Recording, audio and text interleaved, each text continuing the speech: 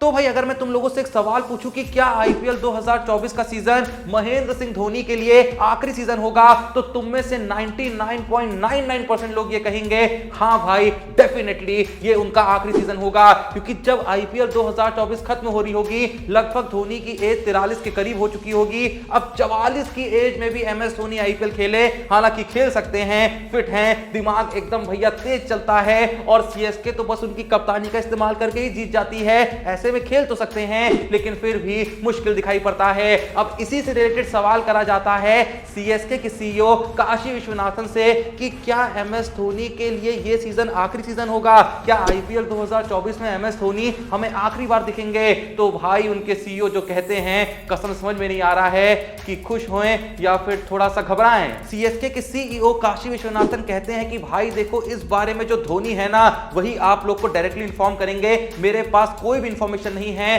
क्योंकि हम लोगों को भी धोनी ने कुछ नहीं बताया है और ना ही कुछ वो बताते हैं। अगर हम उनसे पूछ भी लेंगे कि भाई ये आखिरी सीजन है या फिर अभी 2 3 4 5 10 सीजन और खेलने वाले हो, तो धोनी भैया कुछ भी नहीं बताते हैं। वो अचानक से बम फोड़ते हैं और सबको हिला के रख देते हैं। तो इसी तरीके से जहां बात आ जाती है कि ये सीजन उनका आखिरी सीजन होगा या नहीं होगा, वो अचानक से बम फोड़ेंगे। वो ना ही हमको बता रहे हैं और ना ही आखिरी मोमेंट तक किसी और को बताएंगे, जिसमें आप और हम भी आते हैं। अब देखो, ये सुन के तुम खुश हो, दुखी हो या फिर थोड़े से शॉक्ड हो, क्या हो मेरे को नहीं पता, लेकिन अब जो मैं बताने वाला हूं ना, उससे सुन के तो भैया तुम्हें इतना बड़ा शॉक लगेगा जितना भाई 1000 वॉट का करंट ना दे सके। लेकिन देखो भाई, ये जो शॉक लगते हैं ना, ये दो तरीके के होते हैं। एक होता है खुशी के मारे शॉक लग जाता है, एक होता है कि भैया ऐसा कुछ झटका मिलता है, ऐसी कोई दुख देने वाली खबर मिलती है कि जो गम वाला शॉक होता है वो लग जाता है। लेकिन फिलहाल मैं आपको गम वाला शॉक देने से पहले एक खुशी वाला शॉक देता हूं। अब देखो, खुशी का शॉक कैसे मिलता है, जब हाथ में भैया पैसा आ जाता है जरूरत से ज्यादा,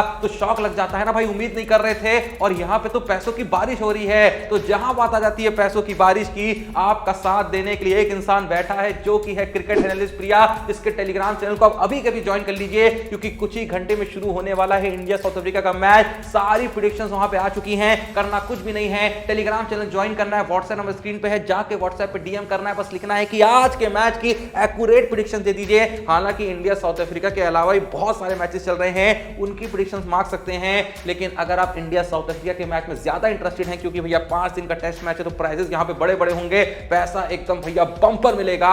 बस करना कुछ नहीं, प्रेडिक्शंस मांग लेना, चाहे व्हाट्सएप से मांग लेना, चाहे टेलीग्राम से उठा लेना, उसके बाद फ्री में प्रेडिक्शन उठा के टीम वगैरह बना लेना, प्रेडिक्शन वगैरह जहां भी करनी हो कर देना।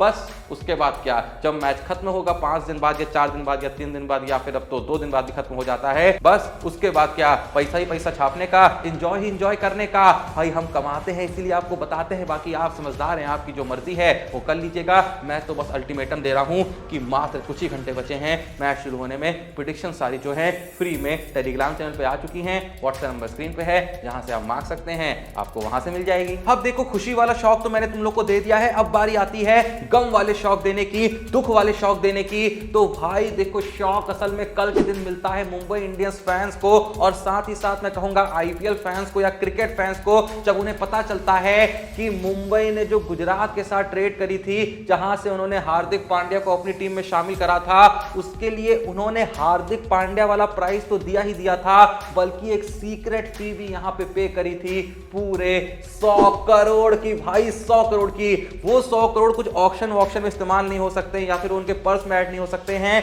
बस भैया 100 करोड़ दे दिया कि ये रखो, इससे खाओ पियो, घर बनाओ, प्रॉपर्टी में इन्वेस्ट करो, स्टॉक्स खरीदो, जो करना है करो, हमको हार्दिक पांड्या दे दो। तो ये खेल कुल मिला के खेला गया था। मुझे याद है कुछ दिन पहले आशीष नेहरा का एक इंटरव्यू सामने आया था, जहां वो हार्दिक पांड्या के बारे में बात करते हुए कह रहे थे कि हार्दिक पांड्या ने ये इच्छा जाहिर करी थी कि वो मुंबई के लिए खेलना चाहते हैं, वहां वापस जाना चाहते हैं। तो हमें भी लगा कि किसी इंसान को दुखी करके अपने पास क्यों रखना, अगर कोई जाना चाहता है तो उसे जाने देने का। अरे भाई, इतने ही प्यार से अगर जाने दे रहे थे तो ये 100 करोड़ क्यों मांगे, पैसे का खेल बाबू भैया। मतलब कभी कभी समझ में नहीं आता है कि जो पूरा छीछा लेदर चल रहा है आखिर हो क्या रहा है। मैं एक चीज को लेकर तो कंफर्म हूं कि रोहित शर्मा ने अपनी इच्छा से कैप्टनसी नहीं छोड़ी है। हाँ, 2 पल के लिए जो ये 2 तरीके की बातें सामने आ रही है ना, कि भाई एक तरफ मुंबई इंडियंस ने 100 करोड़ दिया गुजरात टाइटंस को, दूसरी तरफ जो गुजरात टाइटंस के सीईओ हैं, कभी वो स्टेटमेंट देते हैं कि ऐसे टीमों को नहीं मिलना चाहिए सीक्रेटली हमारे प्लेयर से। कभी खबर आती है कि हार्दिक पांड्या ने पैसे ज्यादा मांगे थे गुजरात टाइटंस से से उन्होंने मना कर दिया। फिर वो गए मुंबई के पास, कहा कि भैया ऐसा ऐसा पैसा चाहिए, ऐसी ऐसी डील चाहिए। मुंबई ने कहा बिल्कुल दे देंगे। उसके बाद हार्दिक ने गुजरात से कहा कि भाई तुम्हारे साथ मुझको नहीं रहना है, जिसके बाद गुजरात ने कहा कि ठीक है तुम्हें जाना है तो जाओ, लेकिन 100 करोड़ देना पड़ेगा मुंबई इंडियंस को, उसके बाद जो करना है करो, भाड़ में जाओ। तो बस मुंबई ने कहा कि बहुत पैसा है, ये लो 100 करोड़ हार्दिक पांड्या वापस करो। बहुत पैसा है अपने पास, तिजोरियां भर रही हैं, इतना पैसा है कि खत्म ही नहीं हो रहा। आज ही मैं 25 करोड़ रुपए लेके निकला था मार्केट में खर्च करने के लिए।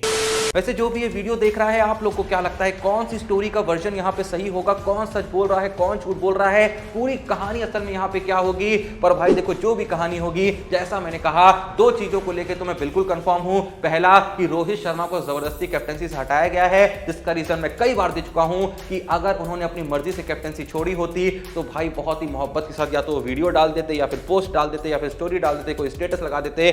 कुछ भी ऐसा रोहित शर्मा ने नहीं किया।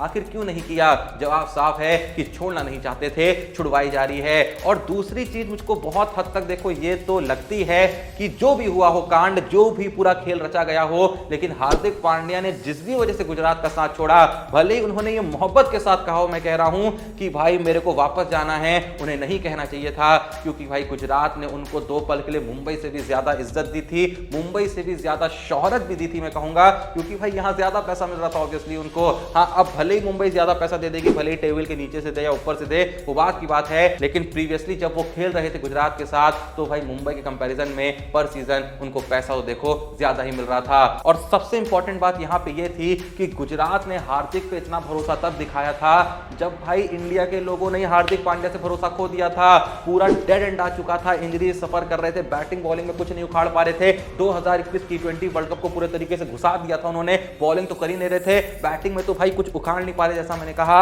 वहां पे गुजरात ने भरोसा दिखाया था, तो वहां पे हार्दिक पांड्या का गुजरात का साथ छोड़ना ये तो भाई गलत ही है ना। इसीलिए मैंने आप लोगों से पूछा कि आप लोग को यहां पे क्या लगता है, क्या सही था, क्या गलत था, क्या हुआ होगा? जो हुआ वो सही हुआ है, गलत हुआ? जो भी आपकी ऑनेस्ट राय है, प्लीज हर कोई कमेंट बॉक्स में जरूर बताना। खैर, आप लोग तो कमेंट बॉक्स में बता ही देंगे, लेकिन कल के दिन आरसीबी के हेड कोच एंडी फ्लावर ने एक ऐसी बात बताई है जो आपको सुननी चाहिए। देखो, जब से ऑक्शन हुआ है तब से हर कोई आरसीबी पे इल्जाम लगा रहा है कि भाई क्या घटिया और क्या वाहियात ऑक्शन खेला है। तो इसी से रिलेटेड कल के दिन सवाल पूछा जाता है एंडी फ्लावर से, जब वो टाइम्स ऑफ इंडिया को एक इंटरव्यू दे रहे थे, जहां उनसे पूछा जाता है कि आपने अल्जारी जोसफ को 11 करोड़ से भी ज्यादा रकम में खरीदा है, यश दयाल पे आपने 5 करोड़ रुपए खर्च किए हैं, लोग आपका मजाक बना रहे हैं, आखिर आपने ऐसा करा क्यों? इनमें आखिर आपको क्या दिख गया जो आपने इनको अपनी टीम में शामिल कर लिया? तो एंडी फ्लावर यहां पे कहते हैं, देखिए बाहर बाकी लोग क्या सोच रहे हैं, हमें घंटा फर्क नहीं पड़ता है। हमने यश दयाल के अंदर पिछले सीजन में बहुत ज्यादा पोटेंशियल देखा कि वो शुरुआती ओवर में बहुत अच्छी स्विंग करा सकते हैं, विकेट लेने की एक बहुत ही अच्छी काबिलियत है। हाँ, डेथ ओवर्स में पिछले सीजन में उतने ज्यादा इफेक्टिव नहीं रहे थे, लेकिन हमें लगता है कि डेथ ओवर्स में भी वो कमाल की बॉलिंग करा सकते हैं।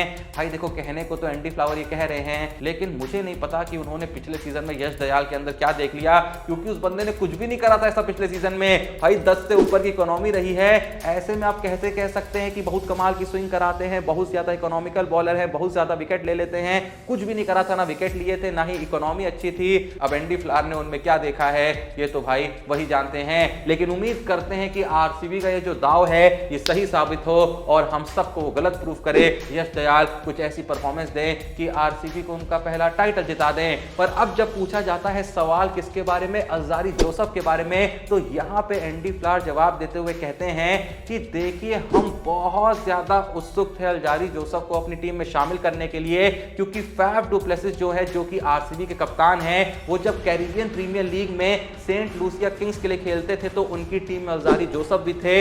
वहां उनको उनकी बॉलिंग काफी पसंद आई थी, और उसके बाद साउथ अफ्रीका T20 लीग में भी डू प्लेसिस जो थे वो अल्जारी जोसफ के साथ ही खेलते थे एक टीम से। तो बस उन्होंने कहा कि भाई ये कमाल का बॉलर है, इसको अपनी टीम में शामिल करो, मैं दिखाऊंगा आखिर ये इंसान बवाल क्या मचा सकता है। अब ये तो वक्त ही बताएगा, अल्जारी जोसफ कुछ बवाल मचाते हैं या फिर चौके छक्के खा के आते हैं। आप लोग को क्या लगता है कमेंट बॉक्स में जरूर बताइएगा। इसी इंटरव्यू में एंडी फ्लावर ने अपनी प्लेइंग 11 के टॉप 6 प्लेयरों को रिवील भी किया और कह दिया कि हमारे टॉप 6 तो बिल्कुल फिक्स हैं, जो भी हमें खेल रचना है वो नीचे के 5 प्लेयरों में रचना है, वहां पे हमें सारा एनालिसिस करना है। टॉप 6 प्लेयर्स हमारे फिक्स रहेंगे, जो कि विराट कोहली होंगे, फैफ डु प्लेसिस होंगे, Rajat Patidar, Glenn Maxwell, Cameron Green Green और दिनेश कार्तिक होंगे। क्या आप लोग इस टॉप 6 की जो लिस्ट है इससे सहमत हैं? मैं तो पूरे तरीके से सहमत हूं, क्योंकि मैंने भी आज के दिन ही अपने क्रिक टाइम के जोशी चैनल पे जो स्ट्रॉन्गेस्ट प्लेइंग 11 वाली वीडियो डाली है, जो कि आ चुकी होगी, जहां तक आ चुकी होगी, अगर नहीं देखी है तो देख लीजिएगा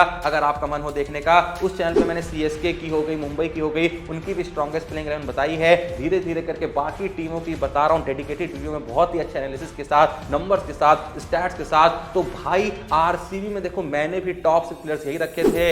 अगर आप लोग को बाकी 5 जानने हैं तो जाके उस चैनल पे आप देख लीजिएगा, बिल्कुल लेटेस्ट वीडियो पड़ी होगी। लेकिन उससे पहले ये जो टॉप 6 यहाँ पे एंडी फ्लावर ने बताए हैं, किस किस को लगता है कि भाई ये बेस्ट है, खतरनाक है, जो कि भाई सच में खतरनाक तो हैं। पर आप लोग का क्या कहना है, क्या कोई और नाम यहाँ पे होना चाहिए था? अगर आपको लगता है तो कमेंट बॉक्स में जरूर बताइएगा। लेकिन अब सुनो भाई सबसे खतरनाक बात कि कल के दिन दिल्ली कैपिटल्स के मेंटोर सौरव गांगुली ने एक ऐसा स्टेटमेंट दिया है कि भाई पूरे आईपीएल को हिला के रख दिया है, खासकर मुंबई इंडियंस की टीम को हिला के रख दिया है। क्योंकि सौरव गांगुली कल के दिन एक स्टेटमेंट देते हैं कि मुंबई इंडियंस जो है उन्होंने असल में रोहित शर्मा के साथ बिल्कुल भी सही नहीं किया है, उन्होंने पूरा मामला मेस्ड अप कर दिया है। और इसी के साथ वो ये भी कहते हैं कि रोहित शर्मा ने मुंबई इंडियंस को फेमस करा है। मुंबई इंडियंस जो भी जानी जाती है वो सिर्फ और सिर्फ रोहित शर्मा की वजह से जानी जाती है।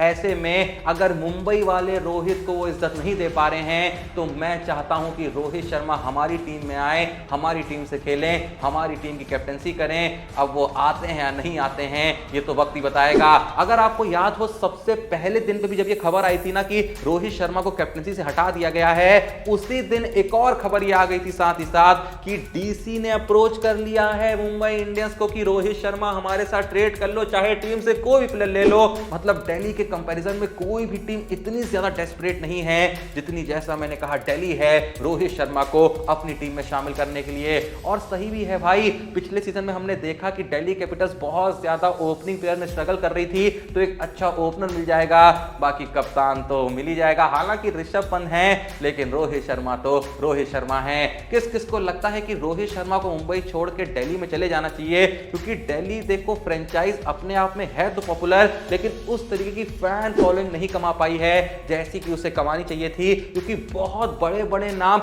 एसोसिएट तो हुए पर ज्यादा लंबे वक्त तक कंसिस्टेंटली टीम के साथ जुड़ नहीं पाए। एक वक्त पे जब सहवाग गंभीर खेलते थे दिल्ली के लिए तब भाई ये टीम बहुत पॉपुलर थी, दिलशान होते थे, इनके साथ कभी डिविलियर्स भी खेले, तब भाई बवाल था इस टीम का। लेकिन पिछले कुछ वक्त में इनकी जो फैन फॉलोइंग है काफी नीचे आ गई है। ऐसे में अगर रोहित शर्मा इनके साथ जुड़ गए तो सोचो भाई, एक पंथ दो काज हो जाएंगे, एक तीर से दो निशाने हो जाएंगे, एक अच्छा ओपनर ही मिल जाएगा और शानदार बेमिसाल जबरदस्त जिंदाबाद कप्तान ही मिल जाएगा। तो इसीलिए मैंने पूछा कौन कौन चाहता है कि रोहित शर्मा मुंबई को छोड़ के दिल्ली कैपिटल्स में जाएं, वहां के कप्तान बन जाएं। अगर आप भी उन लोगों में से हैं तो कमेंट बॉक्स में जरूर बताइएगा। और एक और सवाल जो मैंने पूछा कि आरसीबी के जो टॉप 6 प्लेयर्स मैंने आपको बताए जो कि एंडी फ्लावर ने बताए हैं, Virat Kohli, Faf du Plessis, Rajat Patidar, Glenn Maxwell, Cameron Green और दिनेश कार्तिक, क्या कहीं पे आपको लगता है कि कोई और होना चाहिए था? मुझे तो नहीं लगता है। अगर आपको लगता है तो कमेंट बॉक्स में वो ही बताइएगा। बाकी जल्दी से जाके डिस्क्रिप्शन और पिन कमेंट में दिए हुए लिंक से क्रिकेट एनालिस्ट प्रिया के टेलीग्राम चैनल को जरूर ज्वाइन कर लीजिएगा। व्हाट्सएप नंबर स्क्रीन पे है,